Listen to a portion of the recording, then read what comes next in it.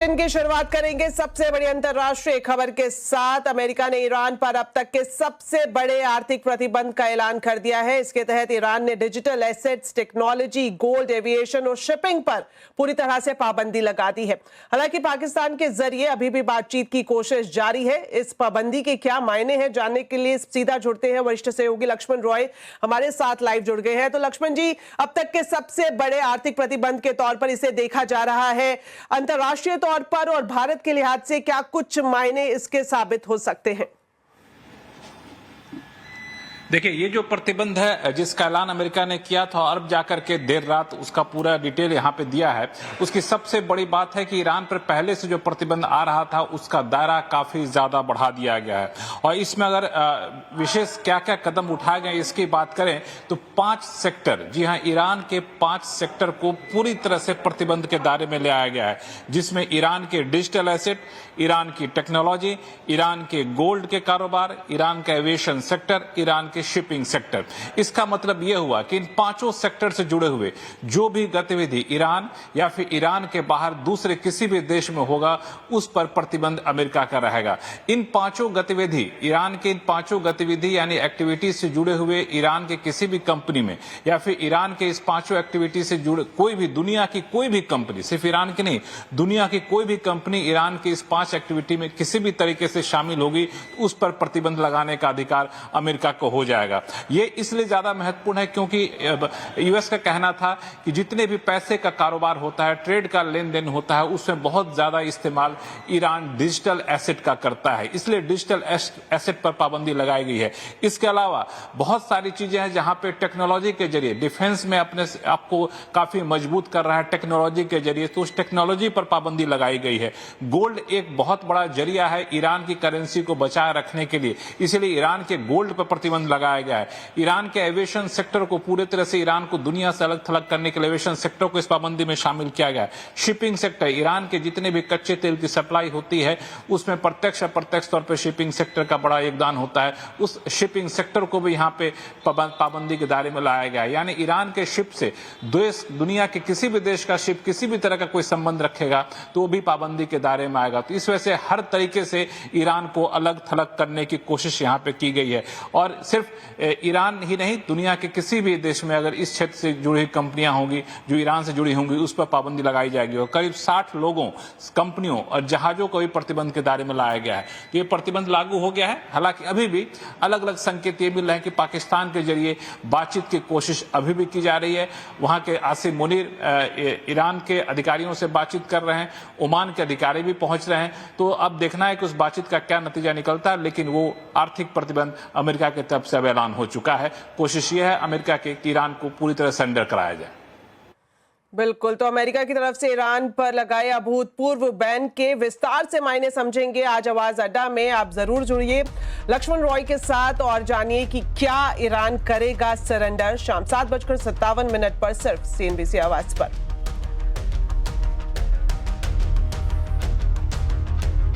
चलिए बढ़ते हैं आगे और एक और बड़ी खबर आपको बता दें। आज डिफेंस सेक्टर से जुड़ी बड़ी खबर सामने आई है। डीआरडीओ की मिसाइल टेक्नोलॉजी अब डिफेंस कंपनियों को मिलेगी। इसके मायने क्या है? लक्ष्मण जी हमारे साथ लाइव जुड़े हुए हैं। तो लक्ष्मण जी, जो मंजूरी राजनाथ सिंह की तरफ से दी गई है टेक्नोलॉजी को लेकर, मिसाइल टेक्नोलॉजी को लेकर, उसकी क्या कुछ जानकारी आपको मिल पा रही है और कितनी इंपॉर्टेंट है, खासतौर पर अगर हम डिफेंस सेक्टर की बात करें तो? ये पूरे डिफेंस सेक्टर के लिए, डिफेंस सेक्टर में आत्मनिर्भरता के लिए और डिफेंस सेक्टर से जुड़ी कंपनियों के लिए बहुत बड़ी बात है। क्योंकि आमतौर पे जो भी मिसाइल हम लोग बनाते हैं भारत में, उस मिसाइल से जुड़े हुए जो भी इक्विपमेंट होते हैं उसमें से कई इक्विपमेंट को, उसके पार्ट्स को बाहर से इंपोर्ट करना पड़ता है, चाहे रूस से इंपोर्ट करना पड़ता है, दुनिया के दूसरे देशों से इंपोर्ट करना पड़ता है, क्योंकि उस इक्विपमेंट को बनाने की टेक्नोलॉजी की बहुत बड़ी किल्लत होती है। कुछ सरकारी कंपनियां तो बनाती है, निजी कंपनियां तो बिल्कुल भी नहीं बना पाती हैं। तो अब रक्षा मंत्री ने एक प्रस्ताव को मंजूरी दी है। वो प्रस्ताव ये है कि डीआरडीओ, जो कि डिफेंस सेक्टर का रिसर्च ऑर्गेनाइजेशन है, वो जो भी टेक्नोलॉजी डेवलप करेगा मिसाइल से जुड़ा हुआ, उस सारी टेक्नोलॉजी को डिफेंस कंपनियों को ट्रांसफर कर सकेगा। इसका मतलब ये हुआ कि डीआरडीओ की टेक्नोलॉजी का इस्तेमाल करके घरेलू डिफेंस कंपनियां मिसाइल का उत्पादन कर सकेंगी, मिसाइल से जुड़े हुए पार्ट्स का उत्पादन कर सकेंगी और इससे घरेलू डिफेंस कंपनियों को एक बड़ी राहत मिलेगी। टेक्नोलॉजी के लिए विदेश पर निर्भर नहीं रहना पड़ेगा। अब तक सरकारी कंपनियों के साथ ज्वाइंट वेंचर के जरिए ऐसी टेक्नोलॉजी लेकर के, डीआरडीओ की टेक्नोलॉजी लेकर के मिसाइल इक्विपमेंट का उत्पादन होता रहा है, लेकिन अब पूरी तरह से टेक्नोलॉजी ट्रांसफर के प्रस्ताव को पहली बार रक्षा मंत्री राजनाथ सिंह ने मंजूरी दी है। जी लक्ष्मण जी, आप हमारे साथ बने रहे, आपके पास वापस लौटेंगे। इस बीच आपको बता दें, अमेरिका की ट्रंप सरकार एक बार फिर से H-1B वीजा में भारी बढ़ोतरी करने की तैयारी कर रही है। प्रस्ताव के मुताबिक H-1B वीजा के लिए $1,03,265 की अतिरिक्त फीस अब देनी पड़ सकती है। डिटेल्स ले लेते हैं, हमारे साथ लक्ष्मण जी जुड़े हुए हैं। तो लक्ष्मण जी, खास तौर पर अगर ये फीस बढ़ती है तो IT प्रोफेशनल पर जाहिर तौर पर इसका असर देखने को मिलेगा। हालांकि NASSCOM भी लगातार स्टेक होल्डर से बातचीत करने की बात कर रही है। पूरा मामला आपसे समझना चाहेंगे और इसका असर किस तरह से पड़ सकता है। देखिए, इस पूरे मामले को समझा तो दरअसल होता क्या है कि भारत या फिर दुनिया के दूसरे देश के जो भी IT प्रोफेशनल होते हैं, डॉक्टर प्रोफेशनल होते हैं, जो भी प्रोफेशनल होते हैं, जब यूएस में नौकरी करने जाते हैं तो उनको एक वीजा मिलता है, उसको H-1B वीजा कहते हैं। और इस प्रोफेशनल में सबसे ज्यादा H-1B वीजा वाले जो होते हैं वो अमेरिका में भारतीय होते हैं। और जब से ट्रंप यहाँ पर राष्ट्रपति बने यूएस में, कोशिश ये है कि दूसरे देशों के लोग आकर यहाँ पे नौकरी ना करें, यानी अमेरिका में नौकरी ना करें, अमेरिकी लोगों को नौकरी ही मिले। इसके लिए H-1B वीजा पर समय समय पर अमेरिका ने पाबंदी लगाने की कोशिश की है। पिछले दिनों अमेरिका ने $1 लाख अतिरिक्त फी देने की बात की थी, ट्रंप ने ऐलान किया था, लेकिन वहां के फेडरल कोर्ट ने इस ट्रंप के फैसले को गैर कानूनी करार दे दिया था। इसके बाद अब अमेरिका ने एक नया प्रस्ताव लाया है। वो प्रस्ताव ये लाया है जिसके तहत H-1B वीजा जारी करने वाली कंपनियों को पहले $1,03,265 का अतिरिक्त फी देना पड़ेगा। जो फीस पहले से चला आ रहा था वो तो देना ही पड़ेगा, लेकिन $1,03,265 अतिरिक्त फी देनी होगी। वो फी देनी होगी हर H-1B वीजा को देने से पहले। और ये दरअसल यूएस के डिपार्टमेंट ऑफ होमलैंड सिक्योरिटी ने यह प्रस्ताव जारी किया है। हालांकि अभी लागू नहीं हुआ है। इस प्रस्ताव पर 30 दिनों तक लोगों की राय मांगी गई है। लोगों की राय मांगने के बाद फिर इसको लागू कर दिया जाएगा। और इसमें यह है कि दलील ये दी गई कि दरअसल जो इमिग्रेशन के कॉस्ट होते हैं उस कॉस्ट को वसूला जा रहा है। दरअसल इसलिए किया जा रहा है क्योंकि कोर्ट ने पहले के फैसले को निरस्त कर दिया था, तो दूसरे दरवाजे से ये फी लगाने की कोशिश की जा रही है। जो पहले 1 लाख का लगाने का ऐलान किया था, जिसको कोर्ट ने निरस्त किया था, बता दूं कि अब 1 लाख नहीं, वो $1,03,265 है। और ये इसलिए महत्वपूर्ण है क्योंकि जितने भी H-1B वीजा होल्डर है, अब नए वीजा मिलना काफी मुश्किल हो जाएगा, कंपनियों के लिए वहां काम करना मुश्किल हो जाएगा। यही वजह है कि IT इंडस्ट्री के संगठन NASSCOM ने इस पर प्रतिक्रिया दी है और कहा है कि दरअसल यूएस में स्किल गैप काफी ज्यादा है। इस वजह से H-1B वीजा होल्डर वहां पर जा रहे हैं। पिछले 5 साल में उनकी संख्या काफी कम हुई है, लेकिन फिर भी अभी भी वहां जरूरत है। अब चूंकि प्रस्ताव यह आ चुका है तो संबंधित स्टेक होल्डर्स के साथ NASSCOM लगातार संपर्क बनाया हुआ है। लेकिन एक और खबर जो निकल कर सामने आई वो ये भी काफी महत्वपूर्ण है कि 2 लाख ऐसे वीजा को कैंसिल करने की तैयारी में यूएस है, जो बिजनेस और टूरिस्ट वीजा के तौर पर लोगों को वहां पर दिया गया है। तो मुझे लगता है कि H-1B वीजा होल्डर्स के लिए एक आने वाले दिनों में रास्ते और मुश्किल हो सकते हैं। जी बहुत बहुत शुक्रिया लक्ष्मण जी, तीनों बड़ी खबरों पर विस्तार से जानकारी देने के लिए। चलिए बढ़ते हैं आगे और बात करते हैं चीनी की। फेस्टिव सीजन से पहले मुंबई और कोलकाता में चीनी की कीमतें 70 रुपए प्रति किलो के पार पहुंच गई है। चीनी के इंपोर्ट का फायदा ग्राहकों को तुरंत मिल सके, इसके लिए सरकार ने चीनी के इंपोर्ट की शर्तों में बदलाव किया है। बदलाव के बारे में ज्यादा जानकारी दे रहे हैं असीम मनचंदा। चीनी की बढ़ती कीमतों को काबू करने के लिए सरकार ने कई कदम उठाए हैं। इससे होलसेल में चीनी की कीमतों में कमी देखने को मिली है, लेकिन रिटेल में अभी भी दाम कम नहीं हुए हैं। अगर मैं दिल्ली और मुंबई और कोलकाता की बात करूं तो दाम 70 रुपए प्रति किलो के पार पहुंच गए हैं। जो चीनी मिलों की एसोसिएशन इस्मा, उसके मुताबिक चीनी की कोई भी कमी नहीं है और होर्डिंग और स्पेकुलेशन के चलते दामों में तेजी आ रही है। राहत देने के लिए सरकार ने 10 लाख टन चीनी इंपोर्ट को भी हरी झंडी दी थी। हालांकि कुछ इंपोर्टर्स ने शिकायत की थी कि 31 अक्टूबर तक चीनी का इंपोर्ट कर पाना और उसे बेच पाना संभव नहीं है, तो इसीलिए सरकार ने नियमों में कुछ ढील दी है। कहा है कि जब भी चीनी आप भारत के अंदर एंटर होगी उसके 2 महीने के अंदर आपको इसको प्रोसेस करना पड़ेगा, उसको रॉ शुगर से इसको रिफाइंड शुगर में कन्वर्ट करना पड़ेगा और 2 महीने के अंदर इसकी बिक्री करनी पड़ेगी। तो उम्मीद है कि जल्दी ही चीनी भारत के अंदर आ जाएगी और जिससे दामों में थोड़ी सी कमी आपको देखने को मिलेगी। चलिए बढ़ते आगे और बात करते हैं शेयर बाजार की। अगस्त सीरीज की एक्सपायरी के दिन बाजार में निचले स्तरों से अच्छी रिकवरी देखने को मिली। सेंसेक्स निफ्टी निचले स्तर से सुधरकर बढ़त पर बंद हुए हैं। मिड कैप इंडेक्स में भी खरीदारी रही। मार्केट का पूरा अपडेट बता रही है रक्षा रावत। निफ्टी की मंथली एक्सपायरी का दिन था और आज बाजार जो है वो सुबह से ही एक दायरे में कारोबार कर रहा था, लेकिन आखिरी के आधे घंटे में ब्रेंट कूल ऑफ हुआ और वहां से मार्केट में अच्छी रिकवरी देखने को मिली और निफ्टी देखिए यहाँ पर 100 अंकों की तेजी के साथ काफी अच्छे गेंस के साथ हरे निशान में क्लोज हुआ है। अगर बैंक निफ्टी की बात करें तो निचले स्तरों से यहां पर भी रिकवरी दिखी, लेकिन यहां पर एक फ्लैट क्लोजिंग होती हुई नजर आई आज के सत्र में। लेकिन मिड कैप यहां पर जो है 0.5% के गेंस के साथ क्लोजिंग हुई है, काफी अच्छी रिकवरी देखी गई। स्मॉल कैप की बात करें तो यहां पर एक फ्लैट कारोबार आज के सत्र में देखने को मिला। लेकिन आज की सेक्टोरियल पिक्चर देख लेते हैं। सेक्टोरियल गेनर्स की बात करें तो यहां पर निफ्टी कैपिटल मार्केट इंडेक्स काफी अच्छे गेंस देखे गए यहां पर और 1% चढ़कर इंडेक्स बंद हुआ है। इसके अलावा फार्मा, पीएसयू बैंक, यहां से भी बाजार को सपोर्ट मिला। आईटी शेयर काफी अच्छे रिकवर हुए, वहां से भी बाजार को रिकवरी का सपोर्ट मिला। इसके अलावा ऑटो और एफएमसीजी, ये सारे सेक्टर्स रहे जिन्होंने आज बाजार को सपोर्ट किया। लेकिन आज ड्रैग करने की कोशिश किसने की? मेटल काउंटर्स आज फिसलते हुए नजर आए यहां पर। इसके अलावा एनर्जी और बैंक, ये सारे जो सेक्टर हैं वो कमजोर होते हुए नजर आए, लेकिन निचले स्तरों से यहां पर एक रिकवरी प्ले आउट होती हुई जरूर नजर आई। लेकिन आज के निफ्टी 50 के गेनर्स की बात कर लेते हैं। यहां पर अदानी एंटरप्राइजेस देखिए करीब 4% के गेंस देखने को मिले। इसके अलावा हेल्थ केयर स्पेस से 2 स्टॉक्स मैक्स हेल्थ केयर और अपोलो हॉस्पिटल शामिल हुए निफ्टी के टॉप गेनर्स में। इसके अलावा इंडिगो, यहां पर भी आज जो है गेंस देखने को मिले। लेकिन आज के टॉप लूजर्स की बात कर लेते हैं, यानी निफ्टी 50 के ड्रैगर्स की बात कर लेते हैं। एचडीएफसी लाइफ, सिप्ला, ओएनजीसी, कोल इंडिया, ये सारे काउंटर है जिन्होंने आज निफ्टी 50 को सपोर्ट नहीं किया, यानी ड्रैग करने की कोशिश की। लेकिन एक स्पेस आज फोकस में रहा, वो है मेटल स्पेस।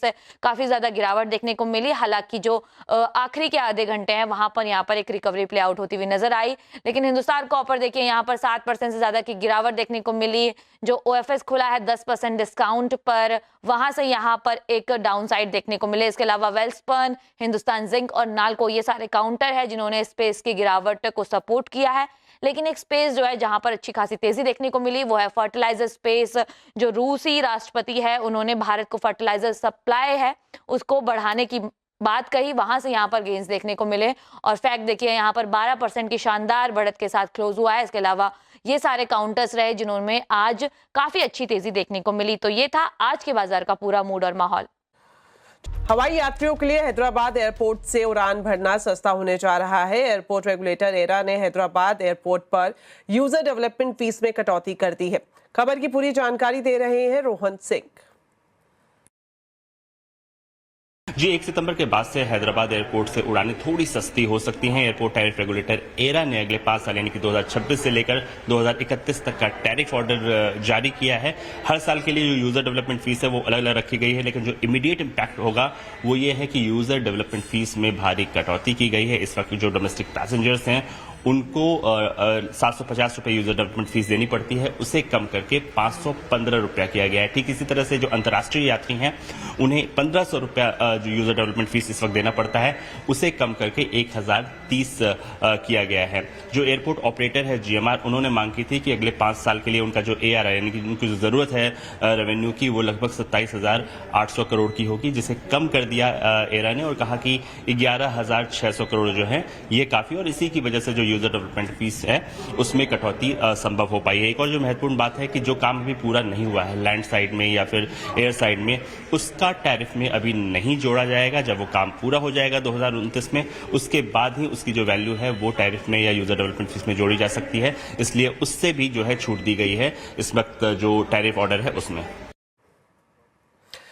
जी चलिए बढ़ते हैं आगे और बात करते हैं पटना में छात्र प्रदर्शन की। पटना में बीपीएससी परीक्षा रद्द करने की मांग को लेकर छात्रों ने प्रदर्शन किया। छात्रों का एक गुट आज सीएम हाउस घेरने निकला। पुलिस ने छात्रों को रोकने के लिए वाटर कैनन का भी इस्तेमाल किया। इस वक्त आप तस्वीरों में देख सकते हैं, ये वो छात्र हैं जो सीएम हाउस तक पहुंचना चाह रहे थे, लेकिन उन्हें बीच में ही रोका गया और पुलिस की तरफ से वाटर कैनन का भी इस्तेमाल किया गया।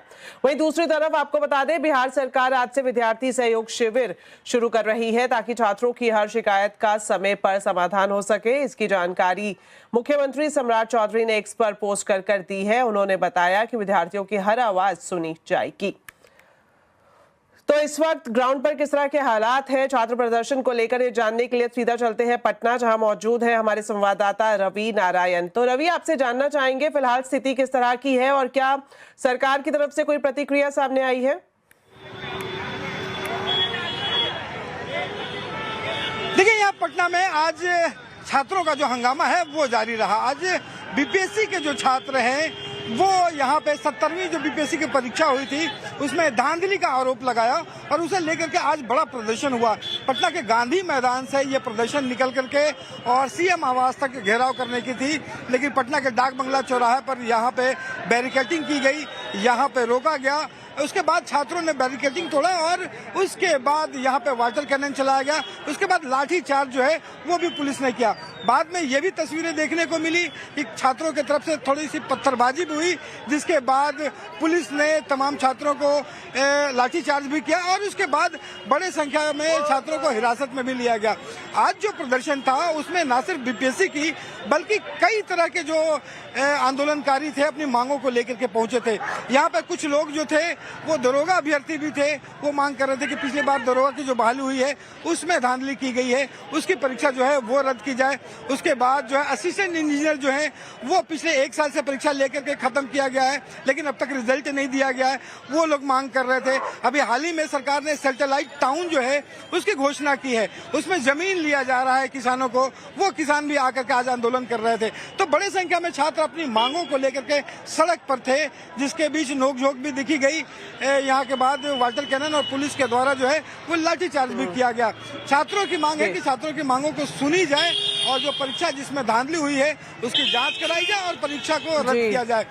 जी बिल्कुल। तो परीक्षा में जिस तरह की धांधली हुई है या फिर ये कहें कि अलग अलग परीक्षाओं में जिस तरह से धांधली देखने को मिली है उसकी सुनवाई हो, उसका कोई समाधान निकाला जाए सरकार की तरफ से, इसी मांग के साथ ये प्रदर्शन हुआ है। बहुत बहुत शुक्रिया रवि आपका पूरी जानकारी देने के लिए। चलिए अब आपको बताते हैं आज के कंज्यूमर अड्डा के टॉपिक के बारे में। अब तक चर्चा थी कि एआई नौकरियां छीन रहा है, लेकिन एक नए सर्वे ने तस्वीर बदल दी है।